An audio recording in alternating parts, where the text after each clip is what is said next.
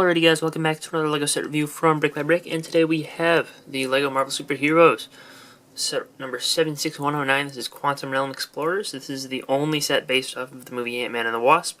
It's released in summer 2018 as the only set based on the movie, retailing for $19.99 at 200 pieces and 3 exclusive minifigures. Not too bad of a value, but you know, I didn't pick it up at retail price. However, I did see this on clearance at Walmart for $15, and I thought, what the heck, I'll get an Ant-Man figure. The first thing to come out of bag 1, well, I mean, I guess the first thing is Ant-Man, but you also get these two random kind of side accessories, which include this canister of pin particles, which is a very, very simple build, but does use one of those printed 1x1 round tiles that just has the metallic silver circle in the center, and it's molded in flat silver. And you know, it's really large for a figure, but you know, it works. It looks similar to what it's supposed to, and especially when we're talking Ant-Man scale, can be thrown out the window just a little bit. The trophy here is a relatively uncommon color. It appeared in the Cars 3 Junior set and like one other set in addition to this one. So, relatively uncommon in this pearl gold color. But this is an appropriate inclusion for the world's greatest grandma. The main build of the set here is the Quantum Realm Explorer, though. And for the size of the set, this is a really, really well done vehicle. It's very well designed, and they just put a lot of extra detail into it.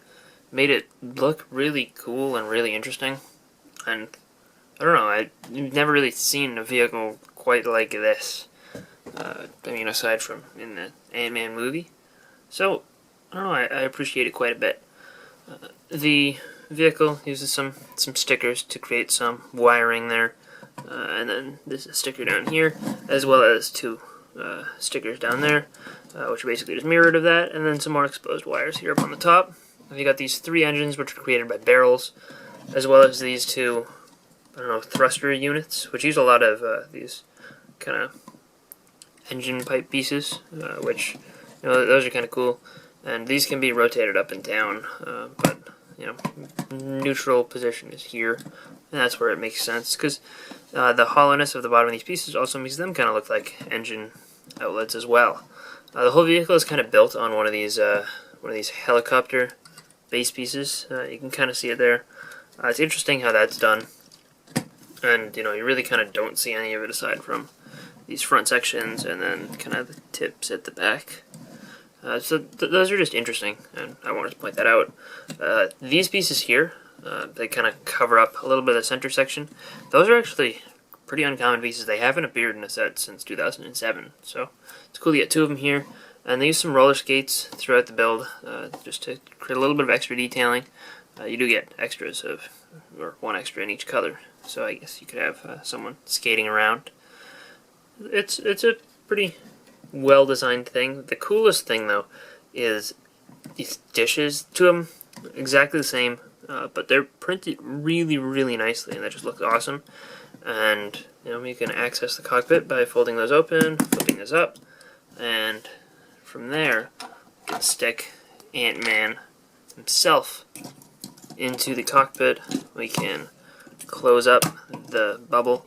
This is kind of on a double hinge, so it's a little bit weird how it works, but it does work.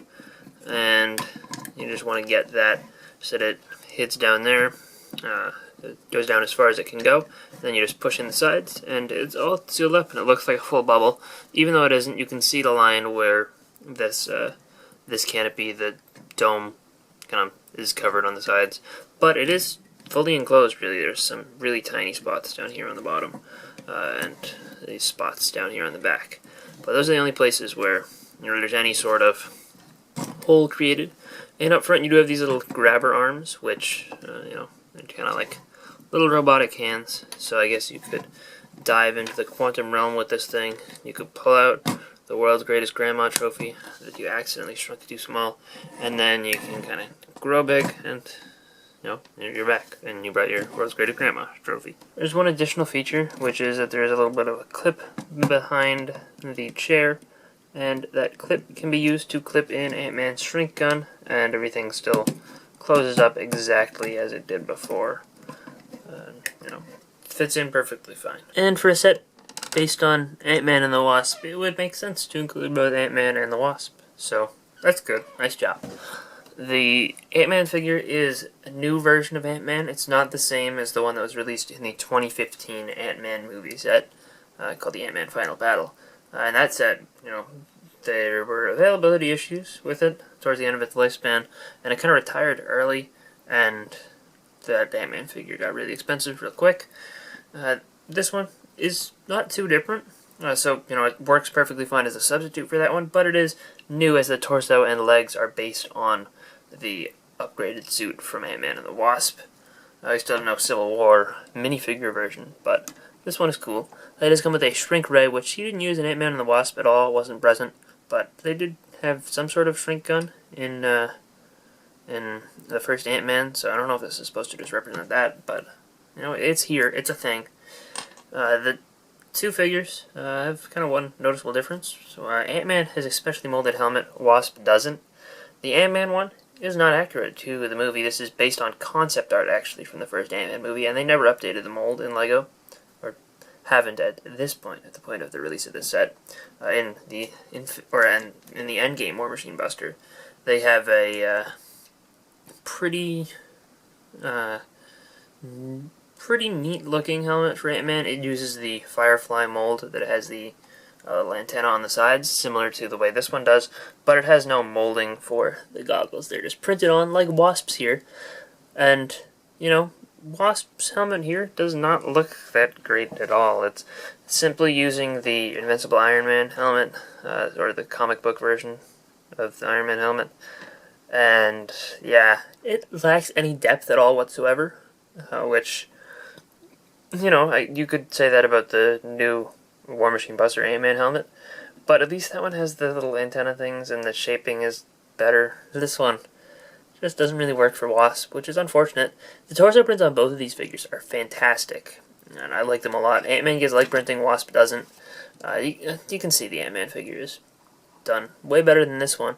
If we take off Wasp's wings, which are actually exclusive in this color to her and a Comic-Con set that included this figure, you can see the back print on both of them looks pretty good, as well as they both have alternate facial expressions. Hope's here is the one that they used for Princess Leia in several Star Wars sets, I believe. The Ant-Man face here was first used for Henry from the Silent Mary set. I believe that was its first use, and they've also since reused it in one of the Far From Home sets for Peter Parker, which, I don't know, I think it fits Ant-Man pretty well. I don't know about Peter Parker, and it's a little bit weird that we have two Marvel characters with the same head, but, it's okay. It's reasonable, as most of the time, it'll be hidden under this mask anyway. I don't know if you really want to hide Wasps under her helmet, though. And Ghost here, this figure is pretty good looking. It seems a little bit light in color compared to the movie version, but it does have a Power Blast piece which shoots off, works pretty well, and it is exclusive to the set completely, and unless Ghost makes a return in the MCU, I don't think we'll get this figure again, or even a comics version of this figure. I don't think it's that big in the comics, but it's a good look. I believe in the comics she's an Iron Man villain, if I recall correctly. The hood is, nice. It's not too rare in this gray color, but the head print under there is really cool. It looks sort of robotic, but does a good job of replicating her mask. She does have back printing, and she does have her, normal face without the little mask printed on the back, and the opacity level of the skin tone printing there is really, really good. They did a great job with this one. Yes, gray's not too dark a color, but still you'd expect it to be a little bit off. It's not at all. It did a really great job there. Unfortunately, she has no hairpiece included, so this is really the only way you can use her face print, which isn't too accurate to any scene in the movie at all, but I do appreciate it existing. There was no other sort of alternate face they could have used for the mask, so I'm glad they decided to put this here. I think the budget would maybe have been better spent on leg printing than this alternate expression, but I'm not going to complain too much. Overall, I think that this is a really, really well done vehicle, and they put more parts than they really had to into the design of it. I'm not complaining. I think it came out great, but I do feel like, you know, as a result, it is a little bit smaller than a typical vehicle, and kind of feels along the lines of Thor's Weapon Quest, except it doesn't have a side build. However, I do think that, you know, the build here is probably a better designed vehicle than that one, so, you know, I respect this one. I think it's cool. I do think that it's a good enough value for $20. The 3 figures are, you know, good as an average measure. I do think that the Wasp figure needed the Firefly helmet, and I hope we get an updated one with the second wave of Endgame sets coming in November. But I think the Ant-Man figure is cool. I'm glad to have one of the old style of helmet, which, you know, it probably won't be used again unless they actually change Ant-Man's helmet in universe to look more like this, and LEGO decides that, you know, it's a good idea to bring that mold back. But the Ghost figure is great, no complaints there, and the torso and legs on that Ant-Man are really good. So once, if I get the War Machine Buster, popping that new helmet onto this Ant-Man should make a really good looking figure. And yeah, Wasp is Wasp. But anyway, I hope you guys enjoyed this review. If you did, let me know in the comment section down below. Let me know what you guys think of this Quantum Realm Explorer set. Do you like it? Do you hate it? Is that Wasp figure as bad as it looks? Let me know in the comment section down below, and I'll see you guys all next time. Bye, everyone.